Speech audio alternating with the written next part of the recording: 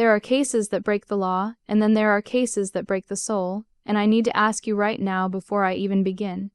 If you found out the person you trusted most in the world was monster hiding in plain sight, would you be able to stop yourself from taking justice into your own hands? Late one evening, a mother rushed her disabled daughter, Grace, who was born with cerebral palsy, to the hospital after days of unexplained sickness, shaking chills, and a rising temperature she couldn't control, expecting a simple diagnosis like an infection or dehydration. But she never expected the doctor to pull her aside, lower his voice, and say the sentence that collapsed her world. "Your daughter is pregnant." Her mind froze because it was impossible and unthinkable, as her child couldn't even walk on her own, couldn't defend herself, and could barely communicate. And as she drove home with her hands trembling on the steering wheel, nothing made sense because no one had access to Grace. No visitors, no unsupervised outings, and no strangers. Back inside the house, still shaking, she heard her husband's computer ping, a sound she normally ignored, but tonight it felt like a clue, and what she saw when she opened the device shattered the last piece of faith she had in humanity. So stay with me as I tell you the story of Denise Marie Holloway and the nightmare that lived in her own hallway.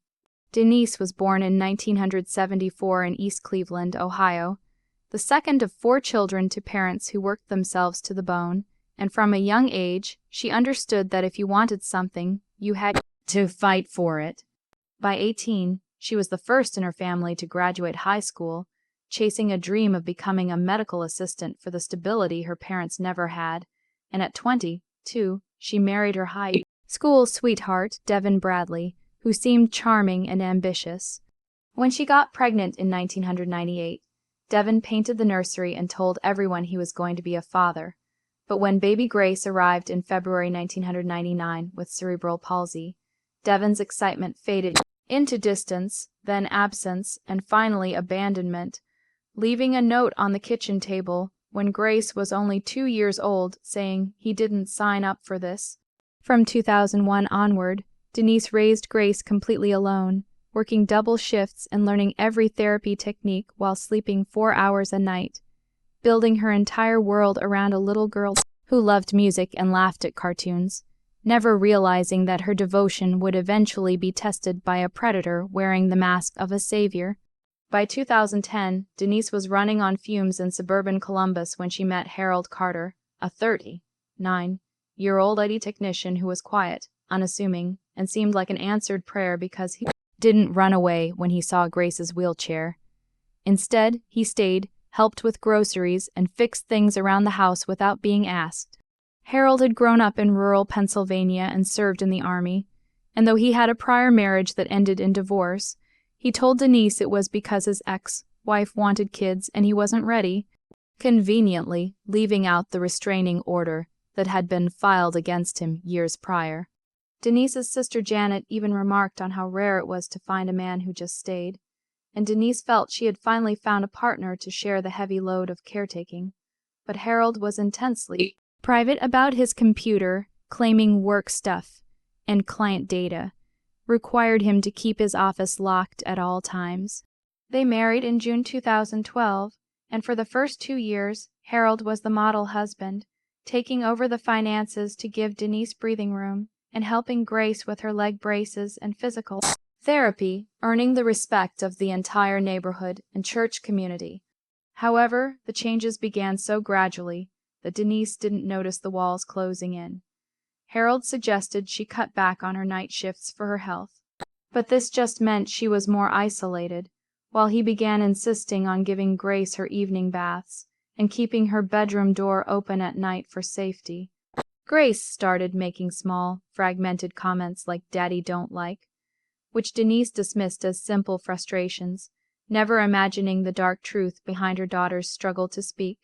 By 2015, Grace was showing signs of distress during therapy, becoming violently agitated when male therapists touched her, but these were written off as behavioral episodes, rather than cries for help. And even when a home health aide noticed Grace was withdrawn after weekends alone with Harold, his calm explanations smoothed everything over. You have to understand that Grace's brain worked perfectly. She was a prisoner in a body that wouldn't obey her, feeling everything and understanding everything. But Harold weaponized her disability against her by telling her that if she told anyone, her mother would be sent away and Grace would be locked in a facility alone. Before I get into the moment Denise found the evidence and the absolute explosion of violence that followed, I want you to pause and tell me, if you were in this mother's shoes and you realized the system had failed your child for years, what would you do? Drop a comment below because I really want to know if you think what she did next was justified. By late 2017, Grace began gaining weight, and though Denise thought it was just holiday treats, by January, the weight was concentrated in a firm swell in Grace's midsection. And though Grace even tried to press her mother's hand against her stomach to show her, Denise was too drained to see the truth. On February 20, 2018, the fever spiked so high that Denise ignored Harold's pleas to wait until morning and rushed her to the hospital, where the pregnancy test changed their lives forever. When Denise called Harold from the hospital and told him Grace was pregnant, his reaction wasn't shock. It was immediate deflection, blaming everyone from the physical therapist to the delivery man. And he sounded terrified of the police, not the crime. When Denise finally returned home that night, leaving Grace in the hospital, she found Harold clutching his laptop like a shield, but a single missed password lock allowed her to see a notification for 47 new files added to archive. And when she clicked, she found years of videos documenting the abuse of her daughter in her own bed. 7 seconds was all she could watch before her soul was incinerated. Harold tried to claim he was documenting medical behavior, but the dates went back years, proving he had been a monster the entire time they were married. When he realized the lies wouldn't work, he turned on Denise, blaming her for being too busy to notice. And that was the moment the mother broke. She didn't call the police. She reached into the drawer for the gun Harold kept in the house, and as he begged for his life, not asking for Grace's forgiveness, but offering money to make it go away, Denise pulled the trigger. The legal battle that followed divided the state, but after the evidence on the laptop was revealed, the jury saw a mother who had been pushed past the brink of human endurance. Denise received a suspended sentence, and while Grace's pregnancy was tragically terminated due to the stress on her body, the two of them eventually moved away to start over, with Denise becoming a fierce advocate for nonverbal victims of abuse. If you believe this mother did what she had to do to protect her child, and that karma finally caught up with Harold, hit that like button right now and subscribe to the channel so we can keep bringing these stories to light. Share this video to spread awareness about the vulnerabilities of the disabled community, and leave your final thoughts on Denise's choice in the comments section because I read every single one. I'll see you all in the next story.